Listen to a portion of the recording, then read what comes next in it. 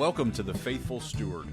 This is a podcast all about sharing biblical wisdom and practical insights in order to help church leaders pursue and teach financial freedom as part of Christian discipleship. We believe this is a spiritual conversation, and this is a place where the church needs to lead the way in order to move our communities forward in how we steward God's resources. I'm your host, James Lenhoff, and I am so passionate about this conversation and helping leaders have the confidence to step into it. We believe that if we help people thrive financially and grow spiritually, it changes everything. And I am so excited to join you on this journey. This podcast is brought to you by Good Sense. If you'd like more information about what we're up to, you can go to our website at goodsensemovement.org. All right, let's get started with today's conversation. Today, we're going to finish up our conversation for this month on how to talk about money. Last time we talked about that higher level congregational conversation, how to engage the full church in stewardship conversation. And today we're going to talk about that more granular level one-on-one coaching relationship that a lot of the people in our churches will need.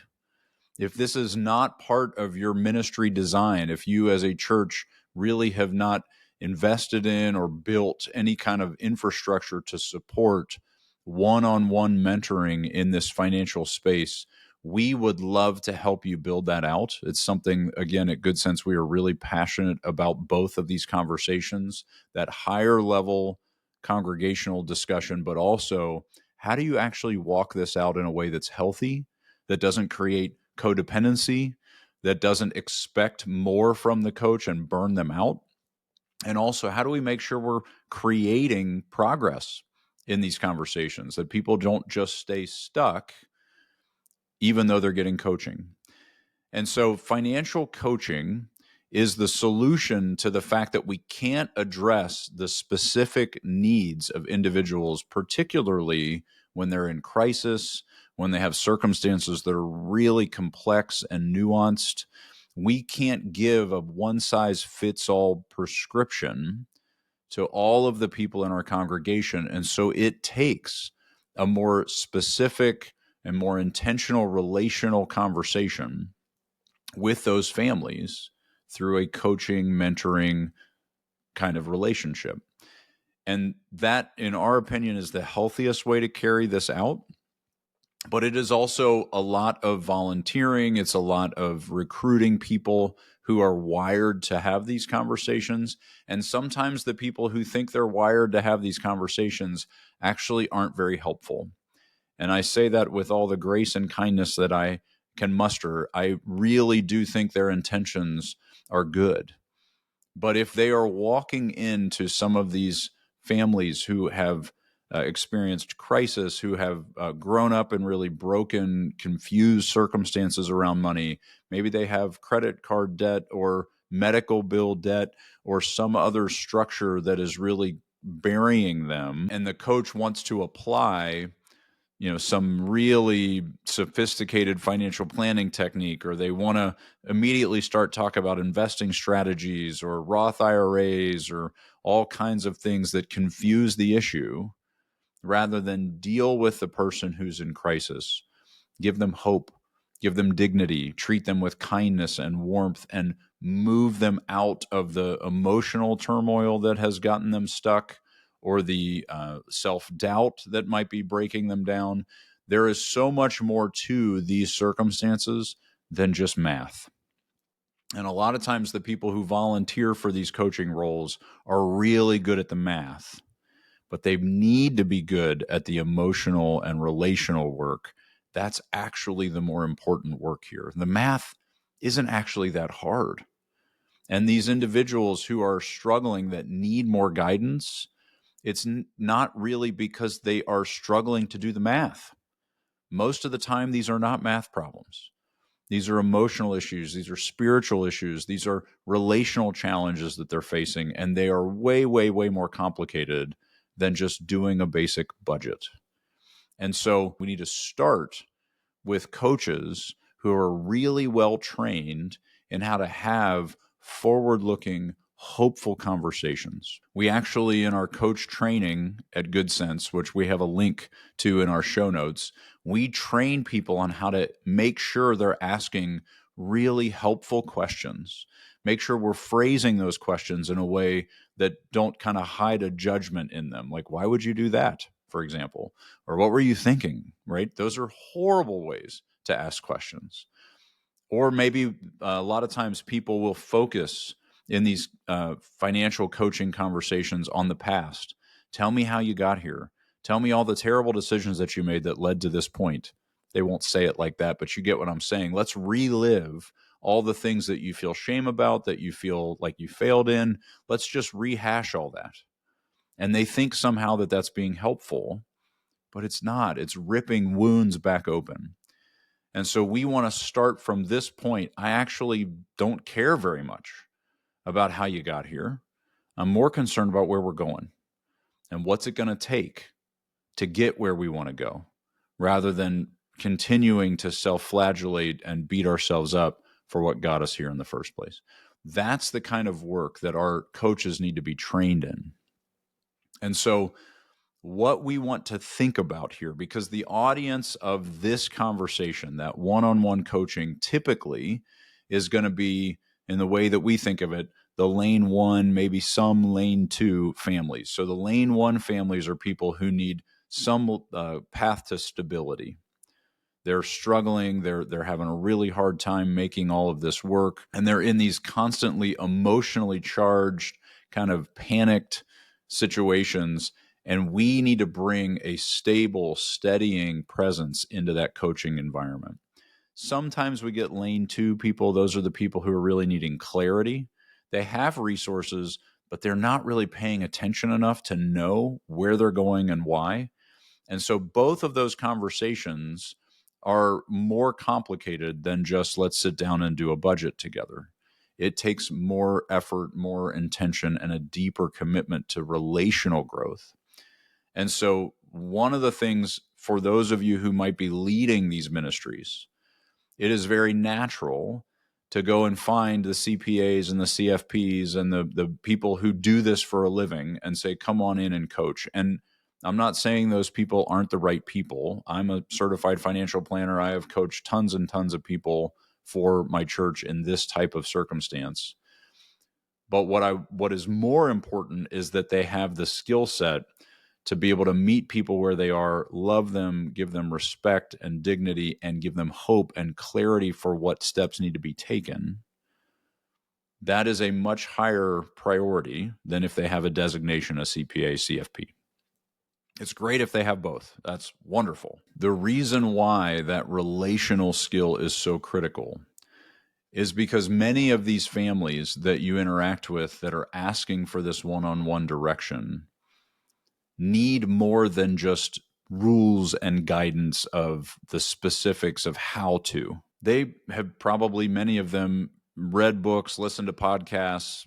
They know that they're doing it wrong. That's why they're asking for help. They can hear all the time, read articles all the time that tell them how they should be doing it, but they're not. And the reason is it's a deeper, bigger issue than just knowing the right answer. It's what Paul talks about in Romans. I do the thing I don't want to do, and I don't know why. We need to help these individuals and these families uncover why. Why are they tripping on themselves in certain areas? Why do they see a repeated pattern in their financial lives? Is it because they're medicating a sense of inadequacy or a sense of failure, and they're spending money to make themselves feel better? Is it because they're climbing and trying to strive for a certain status so that they can feel significant or important? Those are way bigger issues to solve than the credit card debt that they might have as a result of that. And so that's the kind of relationship we want these coaches to be building. Deep relational conversations that help uncover the motivations that are leading to these outcomes rather than just trying to fix the outcomes. Because if we don't solve how that got there in the first place, it's coming back. For sure, it's coming back. And so we need to be non-judgmental, grace-filled, and warm in the way that we peel away the things that might uncover what's lying at the root of some of these financial issues. That coach needs a really solid understanding of biblical principles around money. They need to be able to walk with confidence, knowing what the framework is that they're operating in. And again, that happens at that congregational level.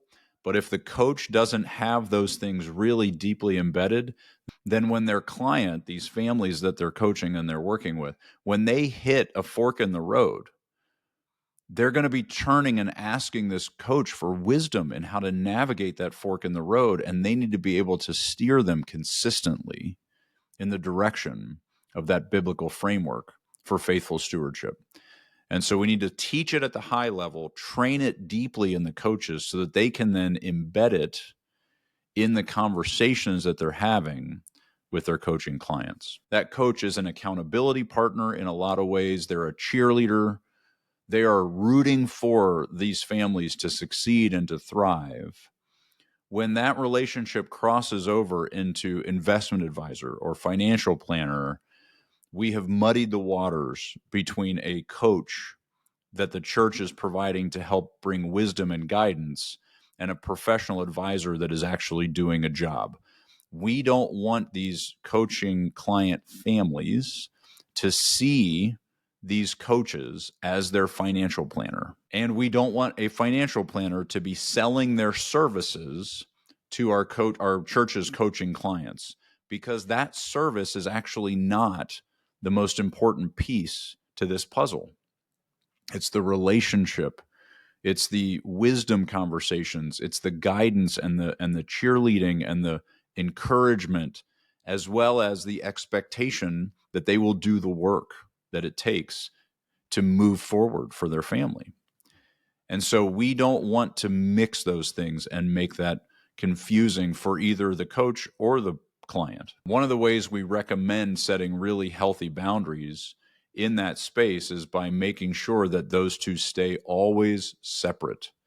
That there is not a situation where an advisor that happens to be a coach is in there selling product or selling their services. And we need to make sure that the coaching client sees this coach correctly, that they are a mentor, they're giving direction, they're giving wisdom, but they are not actually providing financial services. These conversations, by definition, should get really specific.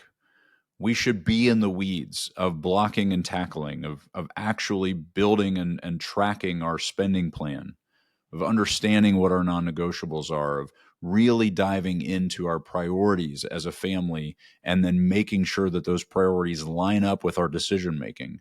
That is really deep work, but it is really important that that work actually gets done. And so one of the things that we like to see is that the expectation for the next meeting with this coach is that the client is doing their work. And so every time that the coach meets with the client, there is an expectation of their homework. These are the 3 things you need to do. I'm not going to give you 33 things because you won't do any of them. But I'm also not going to continue to meet with you unless you are doing the things I'm asking you to do. And so if you call me and you say you want to get together again, I will say, have you done those 3 things we talked about? And if the answer is no, you need to do those 3 things before we get back together. There's an exchange of effort and work for access to the coach. And that's how you prevent those codependent relationships where the person just wants to get together with the coach and talk about all the things they're doing wrong and how hard it is, but they aren't actually putting in the work to actually improve and to get better. And so the coach ends up in this constant conversation that feels hopeless and feels stuck, and they end up mired in the same muck that a lot of times these families can find themselves in. The only way we get people out of that situation is if we stay out of the situation and we pull them away from it. If we get in it with them and we're stuck in it with them, now we're both drowning in the quicksand. And so we need to make sure that there are really clear boundaries and really clear expectations, that the exchange for more of my advice and my time is that you have done the work that I told you need to do before we would get together again. That's the currency that we're working in. That's how that becomes more of an accountability, and it builds on itself. And then we start to see success and we celebrate that. You've done the 3 things I asked you to do. That's fantastic. Look what that means for your family. Now here's your next 3 things. Because there's always more. There's always further that we can go in faithful stewardship. There's always a healthier place than where we are now. And so having that coach moving them forward through those incremental steps, but expecting those steps to be done before we meet again, that's how you establish this in a way that really does lead to ongoing progress and thriving and flourishing for the families in your congregation that need this kind of specific help. And so when we're talking about money in these individual relationships, we are getting into really specific application based on their circumstance. We're taking these high-level concepts that we've taught at the congregational level, and then we are telling these families how they best apply those same big ideas in their family's individual situation. And it is what ties this idea to my circumstance. It's the missing piece in a lot of cases where if churches talk about specifics and that higher level, because it doesn't apply to my circumstance, I reject it, I ignore it, I don't even get how it works. But when we can tie these things, the big idea to my circumstance and how it works for me and my family, all of a sudden it makes so much more sense. And the truth that Jesus has been teaching us all along, that Scripture has been showing us all along about how we step into faithful stewardship, comes alive. And it starts to really take hold of our hearts. It starts to change these families who up until now have had plenty of guidance and rules and alwayses and nevers. Don't ever do this and always do that. But they've never been able to link it to their circumstance because they haven't had someone hold their hand and walk with them in their circumstance. This coaching ministry, if your church is trying to launch something like this, or they've already got something, but maybe it's not working quite as well as you would hope, this is one of the most beautiful gifts that you can give to families in your community, because it helps them find whole new levels of freedom and peace and steadiness. It breaks cycles of conflict in marriages. It releases people from fear and anxiety. It helps families thrive in ways that I think are really unique to this particular conversation, because money is what is competing in our hearts for affection, for love, for loyalty.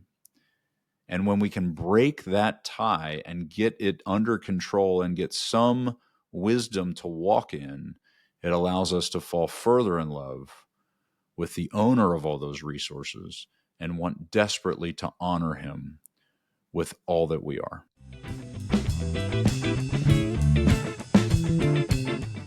Well, thank you so much for listening to the Faithful Steward podcast. Be sure to check out the show notes for links and other information that we mentioned in today's episode. Also, be sure to check out our website at goodsensemovement.org to get all the resources we offer churches to help equip them in teaching financial stewardship to their community. If you have any questions or any topics you want to make sure we cover on our show, you can email me at jameslenhoff@goodsensemovement.org. I'd love to hear from you. I hope you all have a great week. We'll talk to you next week.